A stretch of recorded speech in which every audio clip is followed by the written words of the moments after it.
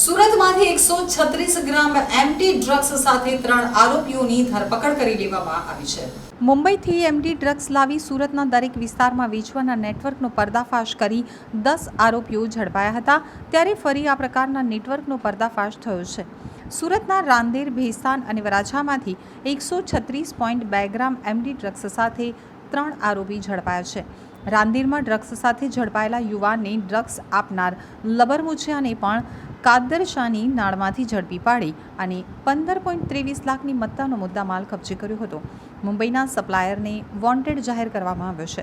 ડ્રગ્સનો જથ્થો આપનાર જય મકવાણા અને અયાનને શોધવા ક્રાઇમ બ્રાન્ચની જુદી જુદી ટીમો કામે લાગી હતી। અરસામાં એક ટીમને વરાછા હીરાબાગ સર્કલથી અશ્વિની કુમાર રોડ તરફ જતા ડાબી બાજુના સર્વિસ રોડ ઉપર શિવશક્તિ ડાયમંડ કંપનીની સામે એક્ટિવા ઉપર બેસેલો જયેશ ભાણાભાઈ મકવાણા મળ્યો હતો। ક્રાઇમ બ્રાન્ચે તેના એક્ટિવાની ડીકીની ઝડપી લેતા તેમાંથી ₹2.30 લાખની મત્તાની 23 ગ્રામ એમડી ડ્રગ્સ મળતા ક્રાઇમ બ્રાન્ચે ડ્રગ્સ ઉપરાંત મોપેડ, 2 મોબાઈલ ફોન વગેરે મળી કુલ 2,80,100નો મુદ્દામાલ કબજે કર્યો હતો। ક્રાઇમ બ્રાન્ચે જયેશની પૂછપરછ કરતા તે 3 દિવસ અગાઉ મુંબઈના આદિત્ય પાસેથી એમડી ડ્રગ્સ સુરતમાં છૂટક વેચવા લાવ્યો હતો અને અન્યોને આપ્યું હતું। ક્રાઇમ બ્રાન્ચે આ અંગે કાપોદ્રા પોલીસ મથકમાં ગુનો નોંધાવી મુંબઈના આદિત્યને વોન્ટેડ જાહેર કરી વધુ કાર્યવાહી હાથ ધરી હતી। અયાનને શોધી રહેલી ક્રાઇમ બ્રાન્ચે ગણતરીના સમયમાં 20 વર્ષીય અયાન ખાન આયુબ ખાન પઠાણને કાદરશાની નાળ નવા બનતા મેટ્રો સ્ટેશન પાસેથી ઝડપી લીધો હતો।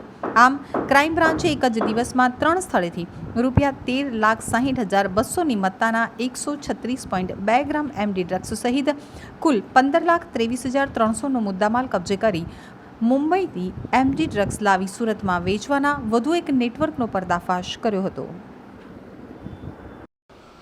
સુરત શહેરમાં સુરત નો ડ્રગ ઇન સુરત સિટી અન્વયે સુરત પોલીસ દ્વારા સતત ડ્રગ વિરોધી માફિયાઓ વિરુદ્ધ સતત કાર્યવાહી કરવામાં આવી રહી છે। ગયા લાસ્ટ વીકમાં 23 જૂનના રોજ સુરત ક્રાઇમ દ્વારા એક જ દિવસમાં 5 કેસ કરવામાં આવ્યા હતા, જેમાં રેલવે સ્ટેશનથી 250 ગ્રામ 253 ગ્રામ જેટલું પકડ્યા પછી અલગ અલગ 5 રેડો કરવામાં આવી હતી, જેમાં 350 ગ્રામ જેટલું પકડવામાં આવ્યું હતું અને 7 આરોપીની ધરપકડ કરવામાં આવી હતી, જેમાં અઠવા પોલીસ સ્ટેશનમાં 2 ગુના, રાંદેર પોલીસ સ્ટેશનમાં 1, પાલમાં 1 અને ડીસીપી પોલીસ સ્ટેશનમાં 1 ગુનો દાખલ કરી અને 7 આરોપીની ધરપકડ કરવામાં આવી હતી। આ કેસમાં ફર્ધર સુરત ક્રાઇમ બ્રાન્ચ દ્વારા 2 લોકોની ધરપકડ વધુ કરવામાં આવી હતી અને અલગ અલગ પોલીસ સ્ટેશનોને સોંપવામાં આવ્યા હતા અને ડ્રગ માફિયાઓ વિરુદ્ધ સતત સુરત ક્રાઇમ બ્રાન્ચ દ્વારા પ્રયત્ન કરવામાં આવી રહ્યા હતા। એમાં ગઈકાલે ફરીથી સુરત શહેર ક્રાઇમ બ્રાન્ચને 3 કેસ કરવામાં સફળતા મળી છે। સૌપ્રથમ રાંદેર વિસ્તારમાં ઋષભ 4 રસ્તાથી અડાજણ પાટિયા તરફ જઈએ છીએ, ત્યાં આઈઓસીના પેટ્રોલ પંપ પાસે અશરફ અલી સૈયદને પકડવામાં આવ્યા હતા, જેની પાસેથી 23થી 24 ગ્રામ જેટલું એમડી મળી આવ્યું હતું અને આની પૂછપરછમાં રાંદેરનો રહેવાસી છે અને એના ઘરેથી વધુ ફર્ધર રેડમાં સર્ચ દરમિયાન એના ઘરેથી 7 ગ્રામ જેટલું 7 થી 8 ગ્રામ મળ્યું। એમ ટોટલ એની પાસેથી 32 ગ્રામ જેટલો મુદ્દામાલ 3,20,000નો કબજે કરવામાં આવ્યો હતો, જે પીઆઈ કેઆઈ મોદી અને એમની ટીમ દ્વારા કરવામાં આવ્યું હતું।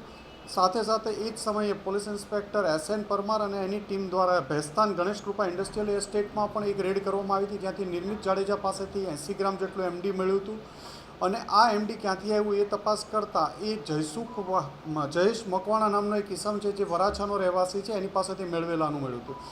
એની તપાસ કરતાં પીઆઈ JN ગોસ્વામી અને એની ટીમ દ્વારા એક બગમેન ઉપરથી જયેશ મકવાણાને પકડી પાડવામાં આવ્યો હતો અને એની પાસેથી ફર્ધર 23 ગ્રામ જેટલું એમડીનું મળી આવ્યું હતું, જે બાબતે કાપોદ્રા પોલીસ સ્ટેશન ગુનો દાખલ કરવામાં આવ્યો હતો।